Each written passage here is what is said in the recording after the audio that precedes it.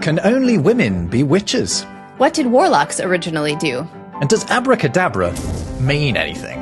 Open sesame. Join us as we spell out some sorcery, cast some etymological incantations, and explain the particulars of prestidigitation on this enchanting episode of Words Unravelled.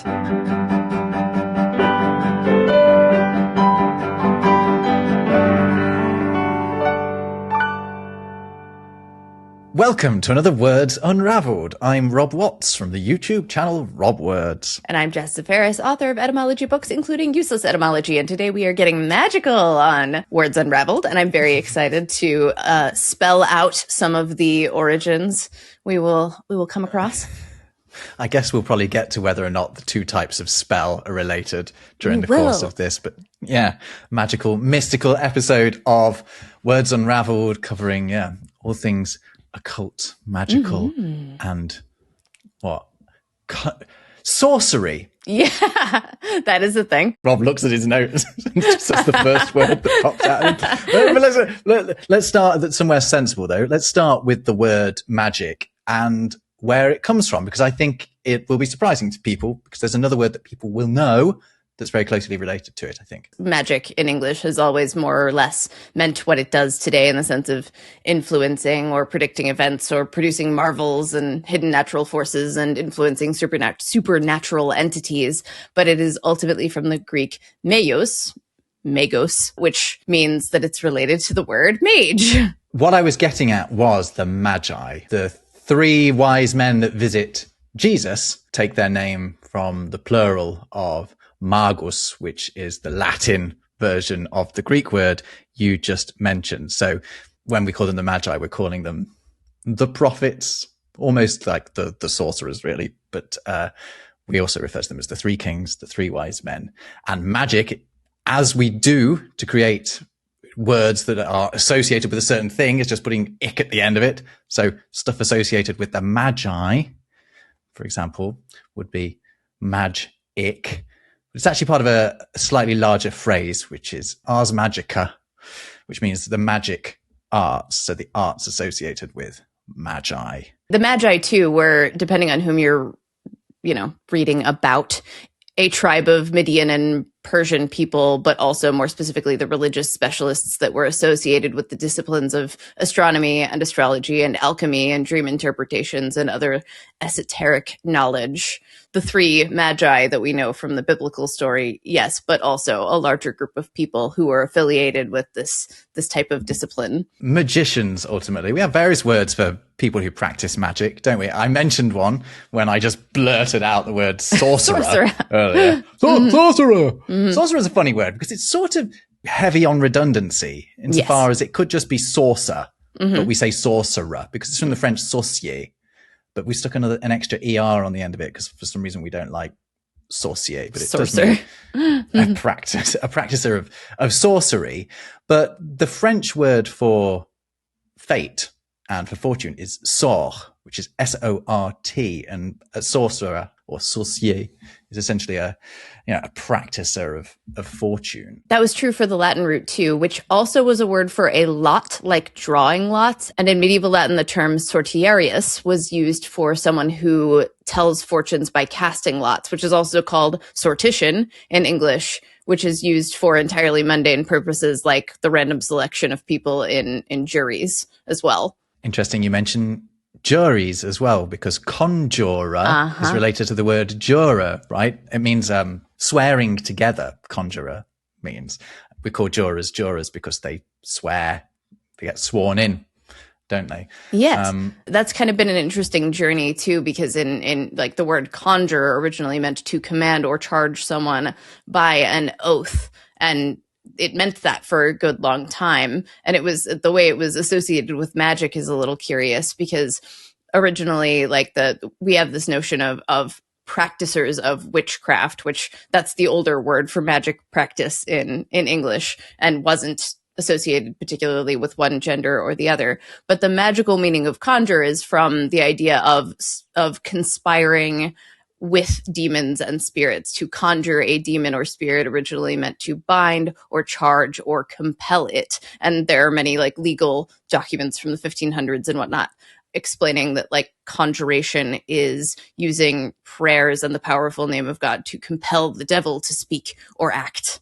This idea of sort of oaths and promises comes up in magic terminology quite a lot. For example, we use the word warlock, which comes from an Old English term that means oath breaker. The idea of sort of, I suppose, you've broken your oath to the Lord by siding with the devil would be one way of interpreting it.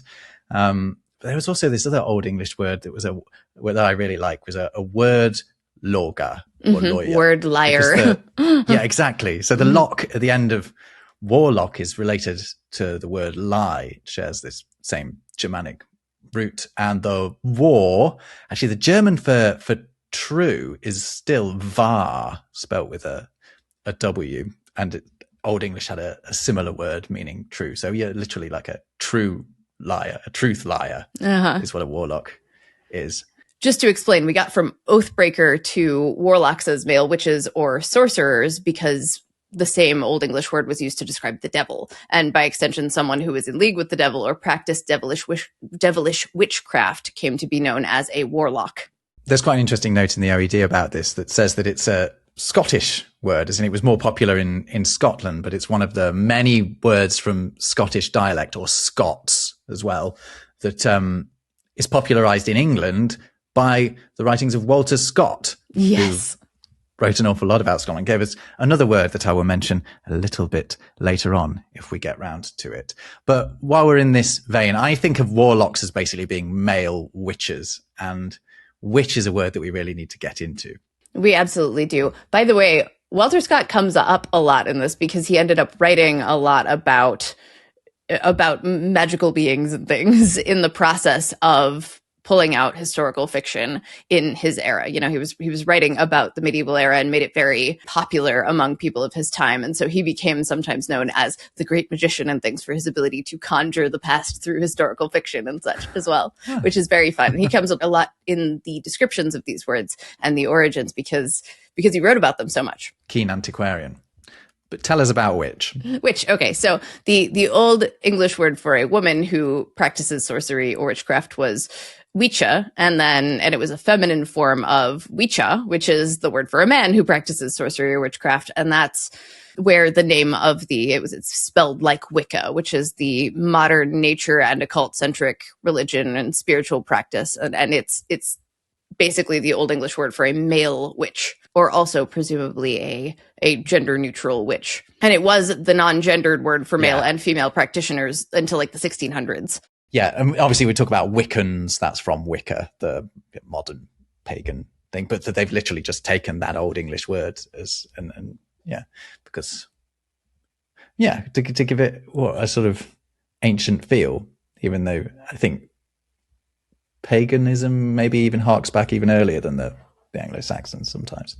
Another fun connection to witch here is to call someone a wicked witch is redundant because the word wicked is just an adjective variation of the Old English word for witch. I love this. Yes, this is so great, isn't it? But there were also different types of witches too. I think I've mentioned these before, maybe in our Halloweeny episode, but they're always fun. So I'm gonna rehash them again. In Old English, we had a Galdridge or a Galdor Craftigan who practiced incantations and necromancy. We had a Skinlacca who used phantoms and spirits, and then a Lubestra who works with drugs and potions and poisons and charms, which is like the lube on the front is also a word for a poison or a potion. Meaning of that's changed a bit. Yeah, well, it's spelled Lybb. It's just pronounced Lubestra. Good to know. Good to know. Speaking of modern magic and Wiccans and stuff, I have been asked before by fellow fantasy nerds and modern witches if there is anything etymological to the difference between magic ending with a C or magic ending with a K or a CK. And there's a tendency among modern magic enthusiasts to use the C ending for stage illusions and general wonder, and magic ending in CK for occult or ritual or spiritual practices. And that is a pretty modern thing. The fact is, like every other Middle English word, the spelling was all over the place and it stayed wacky for a few hundred years. It was IKE, YK, YKE, ICK, and even ICT. And that's in part because it was borrowed from French, where the ending was eek, I-Q-U-E. And then in Latin, it was spelled with a C, E. And then in Greek, if you Romanize the Greek term, it's spelled with a K. And it's so, yes, more often with a K in Middle English, but literally all over the place. And the distinction between magic with a C and magic with a CK is an early 20th century invention popularized by the English occultist Aleister Crowley, who began using magic with a K around 1912 while working on this sprawling guide to mysticism and ceremonial ritual and yoga and the religious philosophy of Thelema, which is a Greek word meaning will or choice or desire. And he used this K to separate the occult practice from stage magic. Well, I didn't know that distinction was drawn at all. So you've both introduced me to a curiosity and also absolved me of it at the same time. Fantastic. Crowley is a really interesting figure. I highly recommend looking up photos of him because he's quite a character. He's also inspired the names of various characters in sci-fi and fantasy fiction, as well as a lot of the symbolism that he synthesized from various global philosophies into his works about magic with a K.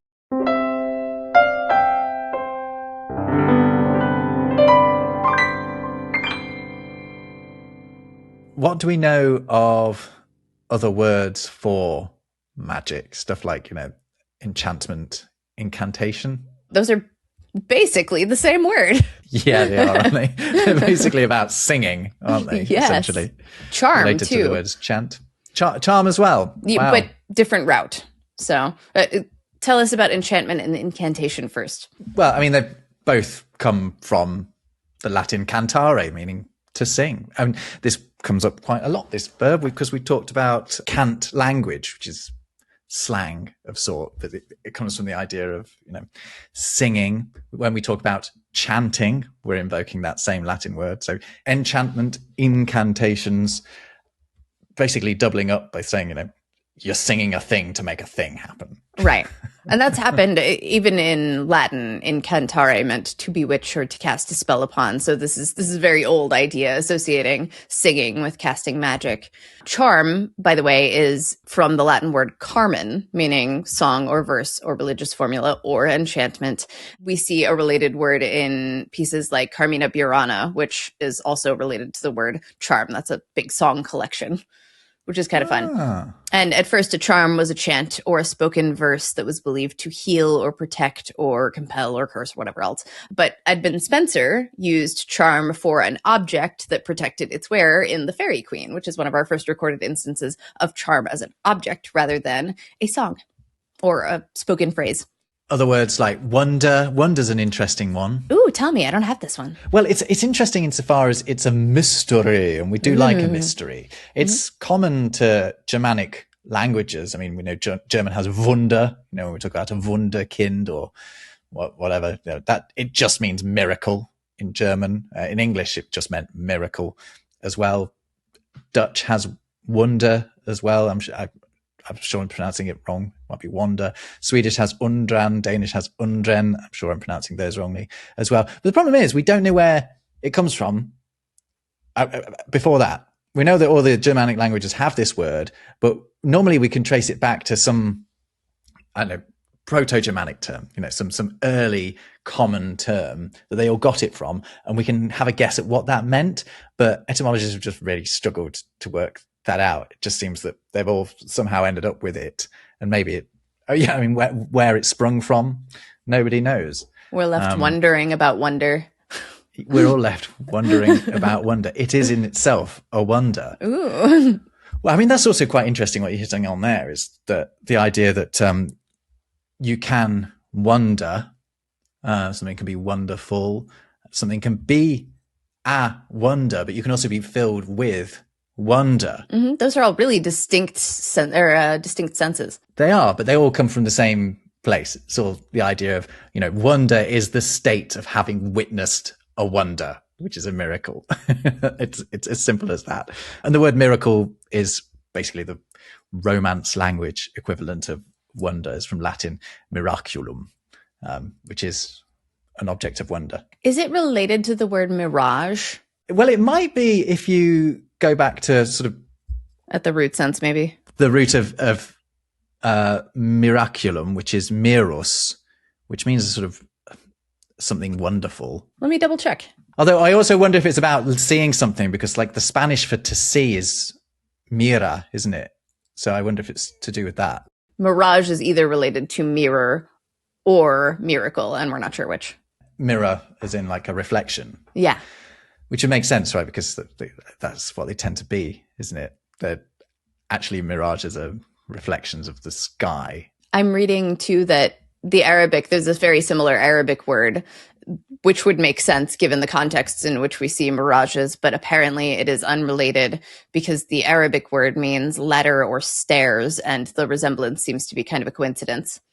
The standard word for an Arabic desert mirage is sarab. Speaking of which, when one sees a wonder or a miracle, it might be because someone cast a spell. So it's to spell something related to casting a spell. Yes, it is. So, but oddly indirectly. So the original meaning of the word spell in Old English was a story, like a tale or a speech or even a sermon, which is interesting. It also appears in the word, I think we've mentioned this, the word gospel, which has been read historically in many cases as God spell, meaning the word of God or the story of God. But it's the initial syllable in it is actually good in Old English. A good spell, a good story, a good message, because it is a loan translation of the Latin bona adnuntatio, meaning good news or glad tidings, which we also see used in modern English biblical contexts as well. So it's pretty logical how we could get to the magic spell sense from the earlier sense of spell as a story or a tale, something spoken or recited. And we have early instances of phrases like the spelling of charms, meaning to say them aloud. Spelling of songs, you might say, which is kind of fun. But the letter sense of spell, as in spelling, writing, or saying letters, is in Middle English from the same root and word family, but probably has influence from an old French relative that was used to mean explain or interpret, like spelling something out almost. There's another fascinating link between writing and magic as well, and that's in the forms grammar and glamour. Yes. Are two forms of exactly the same word. They both come from the French grammaire. One of them describes grammar, right? Describes a book explaining what we call the grammar of a language. Why do we call it the grammar of a language? Because it was in a book called a grammar, basically. But also these books. So grammar came to mean not just a book about the workings of a language, but it came to mean the workings of other disciplines. One of those disciplines was magic, witchcraft. And in Scotland in particular, we're there again. I wonder who's about to be mentioned. This word takes on the shape glamour instead of grammar, me putting on an ever so slightly Scottish inflected accent to do that, but we know how l and r sounds tend to swap around. And this word becomes associated with magic. To cast the glamour over someone means to cast a spell on them. And then something that is glamorous ultimately is something that is enchanting. And now we use it to describe clothes that are beguiling. But that word catches on south of the border, as we sometimes call it in England, because of a certain Walter Scott. He's the one who wrote about like fairies using glamour, right? Yes, correct. Disguising themselves as things, anything, or creating illusion magic. I did this one in my newsletter a few weeks ago, so I'm clued up on this. I've got a nice quote here from The Gypsy Laddie, which is from a miscellany written in 1750. And she came tripping down the stair, and at her maids before her, as soon as they saw her well-fed face, they cast the glamour over her. So it tended to be in this like idiomatic form, cast the glamour. So a little bit before Walter Scott, but certainly popularized in part by his works. Definitely popularized by him, yeah. This is also basically the same word as like grimoire, right? As a book of spells. Yes, it is. Yeah, it is exactly the same word, yeah. That's awesome. Yeah, it's cool, isn't it? Grammar and glamour. Grammar is glamorous by definition. To close the book on spell. Oh yeah, the spell book, the grammar indeed. There's one more sense that we have not addressed, and it's doing something for a spell or for a period of time. And you would think that that would be like for the duration of saying a spell, but it's a totally unrelated word. It's from I'm relieved. It's from an Old English word meaning a substitute, and it was originally used in the context of a person working temporarily in someone else's place to give them a rest, to be a substitute for them. And then it was extended to any span of activity or time, like a cold spell or doing something for a spell. I'm glad they're not related, because it would just require so much mental gymnastics to get through those right. two meanings, wouldn't it? One of my favorite Middle English idioms, by the way, is spell the wind, which meant to talk uselessly. But that's in the like magic spell sense. Oh, it's in the magic spell, not that earlier sense of it just meaning to talk. Well, So, both, yes. to talk hot air, Yeah, exactly. to be a wind bag.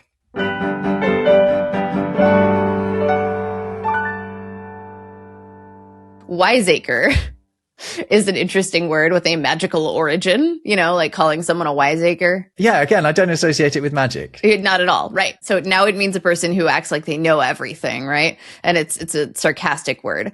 The original meaning was more respectable. It referred to a soothsayer or prophet or a person believed to possess special knowledge. And it's a Dutch word. Weesiger was the original word, and it meant soothsayer. So the first element is wise, but the second element isn't acre. It means sayer or speaker. And Old English had a pretty close relative, witega, which meant prophet or seer or wise man as well. It's related to the word wit and wise, which wit originally meant understanding or knowledge instead of cleverness.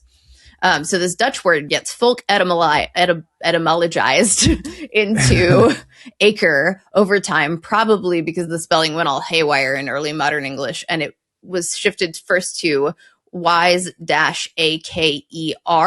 which got used sarcastically for a foolish person who wished to seem wise. And so we've got these early records from like the 1600s of physician Richard Whitlock calling incompetent physicians Dr. Wiseacres with that AKER spelling. And then in the Spectator, the ACRE spelling was introduced, first just kind of a different spelling, making fun of a priest or another windbag type. And then in punny jokes about people being wise by their acres, that is thought to be wise by being virtue, or by virtue of being rich, holding land, being rich in other things.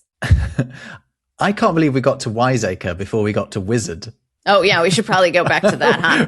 Which just means wise person. Yes, but it has my favorite ending on it. It has your favorite ARD ending. Give us some more words with ARD endings. So a drunkard is someone who drinks too much, right? Our braggart is someone who brags too much. Our mustard wizard is something that's musty. Musty. It's like wine must. It's like seedy and intense in flavor. And then a dullard is someone who's dull, but a wizard is someone who's very wise. So we've got this intensifier that's often an insult, but not always. And so a wizard and a wiseacre, actually, they're doublets effectively.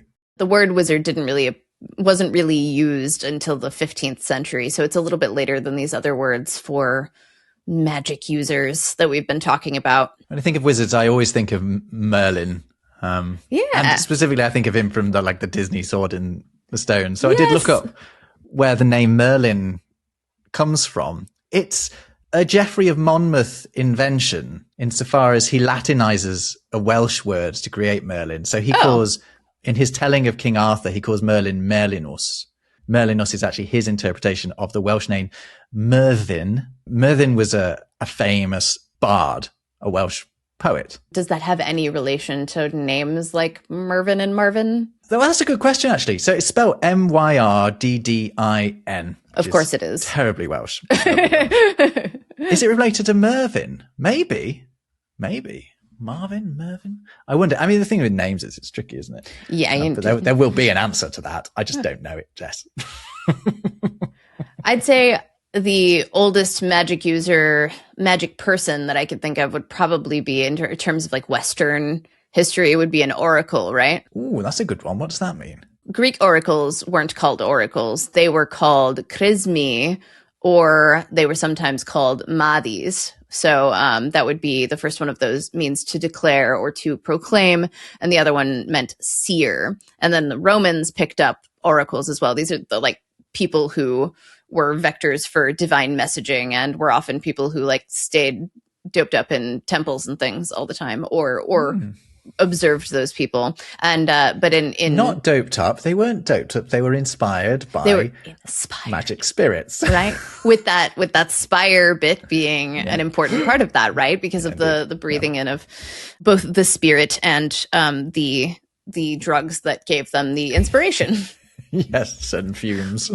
Yes, indeed. Yes, indeed. I'm sure you were going to get there, but I was going to ask whether oracle is related to like oracular. Does it mean like seer? Is it related to eyes? It means to pray to or beseech. So the logic would be the other way around. Originally, oracular just meant the nature of oracles. So they're seeing in that capacity. So the place that oracles hung out in Rome was called an oraculum, and the root orare means to pray to or to beseech. I mentioned the word occult. Occult has got a surprising relative, which is conceal. The cul in occult comes from celare, which is, Latin to hide, which is also in conceal, which essentially means to hide together. The o at the start is really a contraction of ob, which we have in other words like obscure, for example. That's just sort of really doubling down on the idea of hiding it away. I feel like we need a song about prefix assimilation because there are so many fun examples of it. Martin, insert a song here about prefixes, please. Well, you've got re to say you'll do again, and pre, which means before.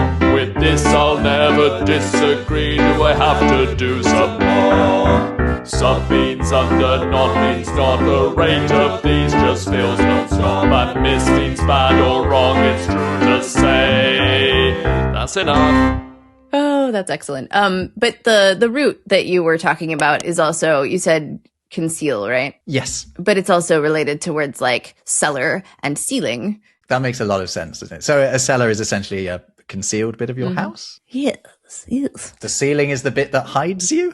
What's that? Or covers you over. I mean, the root means to cover. It's to cover, right? Yeah, of course it is. The earliest instances of occult, as you've alluded to, just meant anything secret or private, and then it extended to like esoteric things, which esoteric more or less means occult but Greek. I really wish that this word had a more interesting origin, but it means like within instead of covered over. But the Greek esoterikos meant belonging to an inner circle, but it's just like kind of an extension of eso, meaning within. So like super within.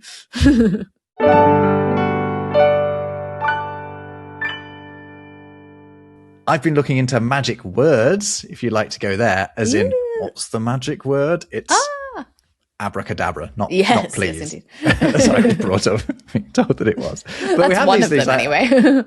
yeah. Well, indeed, it's true. But we have like abracadabra, we've got hocus pocus, Alakazam. Do any of these actually mean anything? Is the big question. We'll find out if anything weird happens outside of our homes while we're doing this segment. I just cast all of them. Abracadabra is a weird one. No one seems to really know where it came from.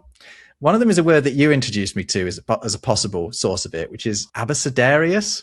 Abecedarius, which is pertaining to the alphabet. A-B-C-D. Yeah, pertaining to the alphabet. Yeah, you can have an abecedarius poem, which is one where each line starts with a different letter of the alphabet. So it's saying abracadabra, an incantation like a spell, which, okay, we're back to letters and linking letters and magic once again, aren't we? That's one of the theories. Another one is that it's from abraxas, which was just another sort of magic word. You'd say abraxas. The earliest instance we have of it is from the Roman scholar Quintus Cyrenius Simonicus, who wrote this medical poem called Liber Medicinalis, or the medicinal precept. And it has a bunch of lines of Latin hexameter, including popular remedies that were drawn from like Pliny the Elder, and then a couple of other people. There's this passage where he prescribes abracadabra for a dangerous recurrent fever. And in order to cure your dangerous recurrent fever, you have to write out the word abracadabra and then drop a letter every time you continue to write it. So abracadabra, abracadabra, abracadabra, and so on until you get the letter A. And then presumably you would write the word in and fold it up inside an amulet and wear it around the neck, and then not die, supposedly. Yeah. Yeah, you create a sort of triangle, pop it on a bit of paper, stick it in a charm, keep hold of it, keep it close to your heart. A fun vocab word for that type of spell is apotropaic, a charm intended to turn away disease or danger or evil. But actually, historically, that's been used to mean nonsense as well, abracadabra. We don't really use it like that now, but we do still use hocus pocus to mean nonsense. We say it's a load of hocus pocus. Or mumbo jumbo. Mumbo jumbo is another word that derives from magic of a sort. A hocus pocus was another word for a kind of magician or a kind of a joker, actually, a performer. You know, it wasn't necessarily the thing that they did. It was them. They were the hocus pocus. And it's possible that that term in turn just comes from a single person who called themselves hocus pocus, and then they start to refer to them all as hocus pocus. But there are a few theories about where it comes from. Most of them are based around the idea that it is a sort of nonsense Latin. One of them is so this is a guy called John Tillotson, who was Archbishop of Canterbury, and he wrote about this in 1694, going back quite a way here. And he wrote that in all probability, those common juggling words of hocus pocus are nothing else but a corruption of hoc est corpus, by way of ridiculous imitation of the priests at the Church of Rome in their trick of transubstantiation. So a nice dig at the Catholics there while he's at it, because obviously he is a Protestant. So that's both explaining precisely which bit of Latin it might be taking the mickey out of, and why it would be a mickey take in the first place. But that's kind of been discredited as where it comes from, because it basically, that theory just comes from John Tillotson. He seems to have worked it off the top of his head. But there's another theory that was posited in 1655. I'm getting these off the OED, by the way, if anyone wants to go and check them. It says, I will speak of one man that went about in King James's time, who called himself the King's Majesty's most excellent hocus pocus, and so was called because that at the playing of every trick he used to say, hocus pocus tontus tolontus vardi celerite jubeo, a dark composure of words to blind the eyes of the beholder to make his trick pass the more currently without discovery. Basically, he'd go, and then no one would notice the sleight of hand that he was performing. Is this a point where we might want to divert onto talking about sleight of hand very briefly? Oh, yeah, that's a good idea. We should absolutely. I'm going to go into I want to go into Alakazam, but you mentioned that you researched sleight of hand, and I want to know about it. Yes. So when using sleight of hand, one does not have slight hands in the sense that they are small. One is being sly with one's hands. It's related to the word sly, and it's spelled S-L-E-I-G-H-T. That's a common eggcorn, is replacing sleight of hand with an E-I with sleight of hand with just an I. And the Middle English word sleight was spelled in a zillion different ways, though, so there's also that. But it meant craft or cunning or strategy or deceptive skill, basically slyness, literally that. Right. Yes. Slyness of the hands. Yes, indeed, slyness of the hands. And it's not related to the word slight, the small sense of slight. Yeah, so it's not related to that one. It's also not related to slight someone. Right, exactly. But that is related to the small slight. Basically, you're belittling them when you slight someone. You're making them slight. Small slight originally meant like flat or smooth or sleek or hairless, and then it kind of extended to slim or slender or light textured. Okay. What? It's funny that it means like polished, and then it also means hairless, like you sort of polished the hair off someone. It's just a very slight man. It's just this shiny bald. I don't know. I'm trying to think of someone who might be slight under that definition. Very silly. By that logic, to slight someone is basically to belittle them, to make them small. can I bring us back to magic words just very briefly? And Alakazam. Alakazam's quite a new one. It's first recorded, written down, meaning like a magic word in the early 1900s. It would have had currency before then, probably before it got written down. But I really enjoyed the earliest citation, again in the Oxford English Dictionary for this one. And it was a wishing spell, and whoever repeated it could be anywhere or be anything he desired. It read like this. Alakazam bazaza key, hickory dickory dock. Omega a pika p, odonavet of hoch. Isn't that in something like a movie? I thought it reminded me an awful lot of the 1950s Disney film yes, Cinderella. It's very similar to Salagadoola, Mechikaboola, Bippity Boppity Boo. It also sounds like something the Disney Merlin. Yes, it is. It's like that hockety pockety wockety whack. Yeah, that. You're right. It's a thing. Well, I just think that those must be inspired by this kind of thing, right? I mean, those Disney films are obviously coming quite close to that, really, that 1902 usage, within half a century of it. Why not? Because it's not only nonsense words, it's working in real words as well, like bippity boppity boo is. Yes. Salagadoola means mechikaboola roo. But the thingamabob that does the job is bippity boppity boo. I did look this up. Yes. Excellent. That's got to be at least partially inspired or from the sort of the syllables that oracles would produce that were probably a combination of nonsense and real words as well, right? It's non-specific foreign language noise. That's what it is. A bit like tongues, but Alakazam is used, before it's used to be magic words, it is used as a sort of placeholder foreign word. The earliest quotes for it have it, as being used to describe a person who talks a language that you don't understand, saying the fella is Alakazam, or Alakazam means he speaks language I don't get.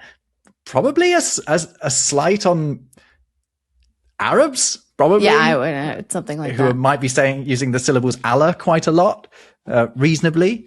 Yeah, that's where it comes from.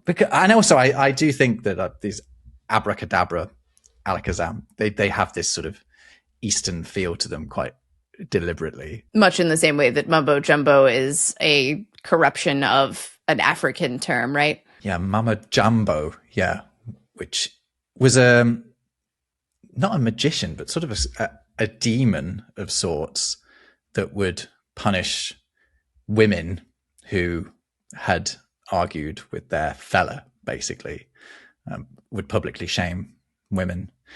But it came to mean, so it meant the person, like a folk character, which would be a member of the village who was dressed up according to the the British accounts of this practice. We don't actually have written accounts from the Mandinka who actually performed this ritual, but the English accounts, which are not reliable really, say that this is how it went, and they called these people Mama Jumbo, Mumbo Jumbo, which is just a way of taking the piss or anglicizing the sound.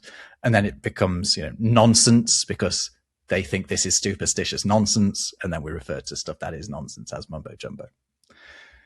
It's quite an interesting one, actually. It is a really interesting one. It's in my book. Excellent. Oh, yay. Wait. Tell us more about your book.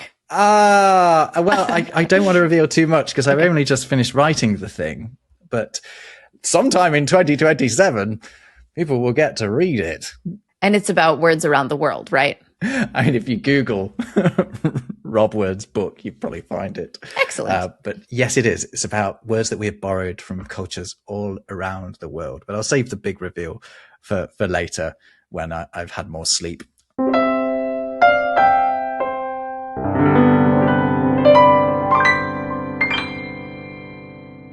Another sort of Eastern inspired and sounding one is Open Sesame. Why do we open sesame? It's closely associated with the 1001 Nights, which was adapted in French, but is from an oral Arabic source, and specifically Syrian stories, and then earlier Arabic collections. But the reason for sesame is unclear. There have been different spellings before. The earliest translation gives the command as sesamum, open, and then it transitioned to sesame in the story of Ali Baba, who overhears this band of 40 thieves opening a cave filled with treasure by saying what now became open sesame. But why sesame? One explanation is that it points to, it's like a sesame seed pod, which splits open when ripe. Another says that it could have to do with sesame oil, but it's not really clear why. And then another one suggests it might be an unrelated word that could be related to like a Hebrew word for name or something like that. So maybe it's like evoking either any name or a name of God or something. But basically it is a corruption of another word, probably, that was folk etymologized into the more familiar sesame. It's also not as some people would have it, open says me. Right. It's also not that. You can scotch that quite easily by pointing out that sesame in French is pronounced sésame. Yes. It doesn't work. Yeah. First in French. Here's one. Have you ever heard this one? Izzy Wizzy, let's get busy. I have heard of that one. I assume that's relatively recent. Well, it's known to children of a certain, it's known to adults of a certain age in Britain because it was the magic words spoken by a specific magician, a furry yellow magician called Sooty, who is a little bear with black ears. And my goodness, I've just remembered, I've got one. Hold on. Where's Rosie put him? He's here somewhere. I found him.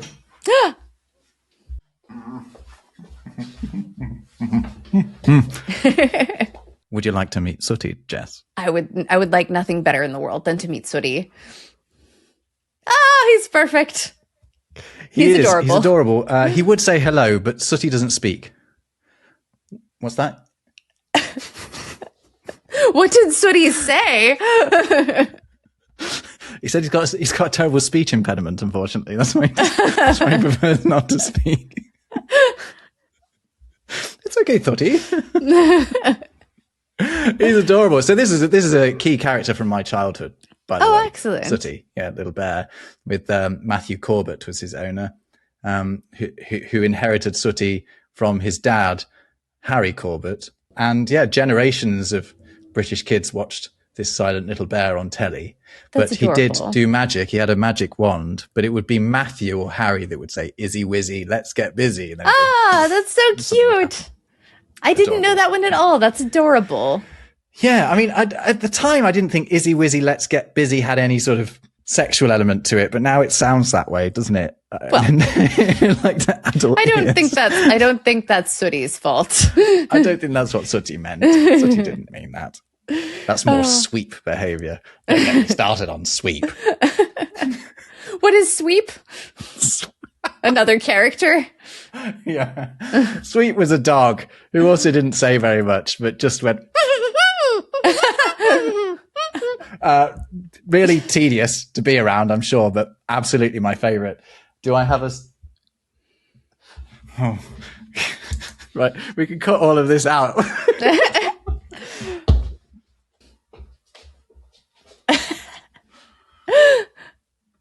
Oh, he's beautiful. Funny enough, This is Sweep. Hello, Sweep. He's a doggy agent of chaos. He's lovely. Oh, and he squeaks. He squeaks, yeah, but he really goes... And sometimes you could tell what he was saying, and it would be something a little bit rude but, for the parents. You know. That's great. What has happened to this podcast? Welcome to the Words Unravelled Puppet Show. Anyway, these characters, they're still going. Uh-huh. I met the actual Sooty and the actual Sweep when I was working at BBC Radio Derby a few years ago. They came in for an interview and I got a picture with them. If I can find it, we will show it now. because that is a photo of a very happy Rob.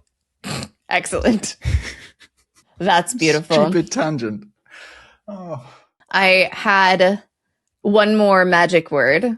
Do you know why we say presto, which means quickly in Italian, as a magic word? No.